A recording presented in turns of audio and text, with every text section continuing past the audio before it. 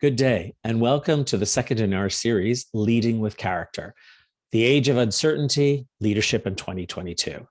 For today's 5-minute session, I'm joined by my collaborator and partner, Kathleen Redmond. We're going to discuss a little more about the context and the reality of leading in today's world and what's changed to put more expectation, if not pressure, on leadership to truly lead with integrity, to lead with character.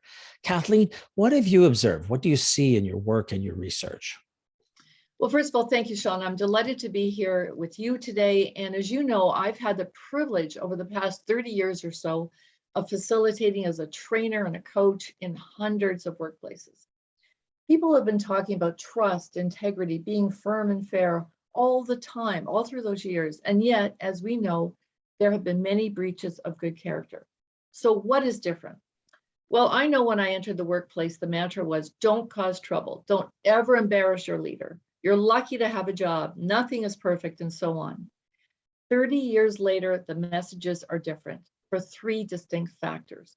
First of all, we want people to be engaged in their workplace for many reasons, so that they stay, so they do a good job, so the organization is effective, which means we have to ensure more honest dialogue. We want people to speak up about what they are experiencing.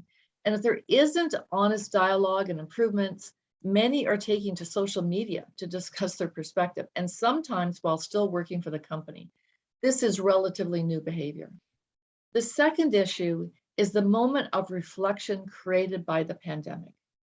As we know, Sean, you and I, from our research, people want to work in a culture that has integrity, that is able to do the right thing in a broader sense than just making a profit. We realize that life is short and the legacy we leave is important, which means if we're going to fully support an organization, we want the organization to have a positive vision and a healthy culture. We worry about climate change, the threat of violence in so many societies, and this is create a shared appetite for civil, decent behavior. The third issue is, how do you go about this?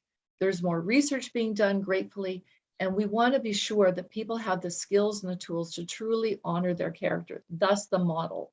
The model describes the importance of sharing your beliefs as an individual and indeed as the leadership team, then managing your thoughts and feelings, what's going on the inside, to behave in a way that is in alignment. So Sean, those are some of the major factors I've seen. Why do you think it's been difficult for leaders to behave as they know they should indeed want to behave? From your perspective, please. I'm struck by the pressure, the newness of all this. You said this pressure of social media, the increased need for engagement. But I particularly, as a psychologist, appreciate your emphasis on the issue of alignment, personal alignment with what you do and how you act. I think historically, there was a pressure, first and foremost, for outcomes. That was all that counted. Whether you were not for profit or for profit, the pressure was always the outcomes. And regardless of how you got there, regardless of how you behaved, in fact, it really wasn't important if you were behaving unethically outside of the office or around the office.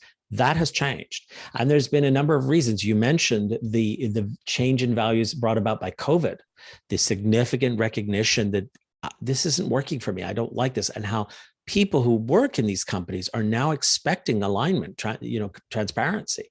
But other significant geopolitical movements have also really put increased pressure. Black Lives Matter, Me Too has said it's not acceptable to behave inappropriately with women in office setting. That's just not acceptable anymore. So there's this whole shift in the pressure and expectations. You mentioned the emergence of social media.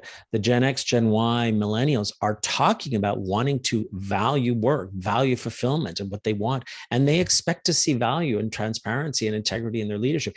It's a massive shift. In some ways, the most significant we've seen since World War II in how leadership is conceptualized. It's no longer appropriate to just drive for outcomes.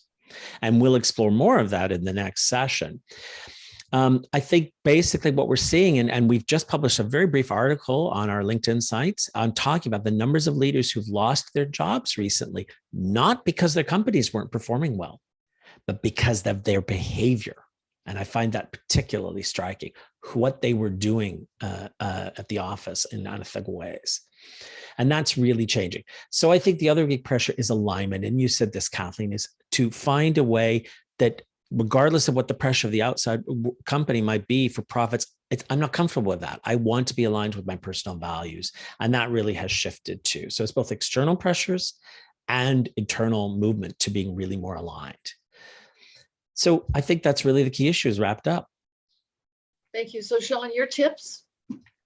Well, I always start in the coaching and team facilitation work I do with leadership is asking them to self-reflect as both individuals and or as a team. First question to ask yourselves, do you do what you say you're going to do and then do it?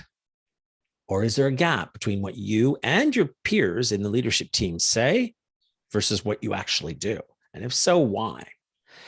Are your professional behaviors driven by the same set of values? I'm not talking about actual actions. I'm talking about principles or values as you would in your personal behavior, vis-a-vis the values you might have for your family or your spouse or your children, values for work, not the same actions, but values.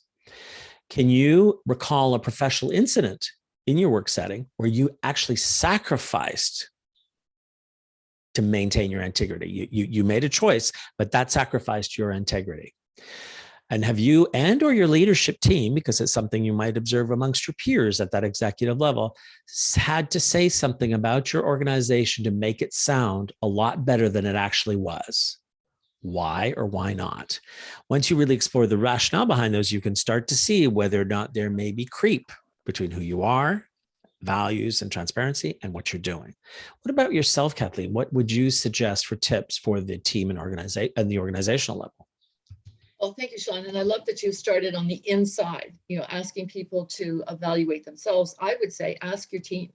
Start asking some questions of your team. How would you evaluate the level of integrity in this organization? What can our leadership do to be more clear about what we consider in establishing our vision and goals? And how engaged do you feel in vision, in the organizational vision and goals? I think those would be some pretty good starting point questions to ask to get a sense of how you're landing as a leadership team. Thanks, I think your emphasis on vision and goals is so important because we often see them written on the wall, but not necessarily followed through in actual behaviors. So that's a key one. Thank you all for joining us. And in our next series, we'll be exploring more specifics about what is the model for character leadership from the excellent research and extensive work of Kathleen and her team. And we'll also look more directly into what can you do? What does that mean? How do I translate these somewhat esoteric concepts of integrity and transparency and care into actual action? And we'll make sure. If you have any questions, don't hesitate to reach out to myself and or to Kathleen. Our emails are located at the bottom there. And also, please, if you have anything you'd like us to explore, please let us know. We look forward to seeing you next time. Thanks, Sean. Bye-bye.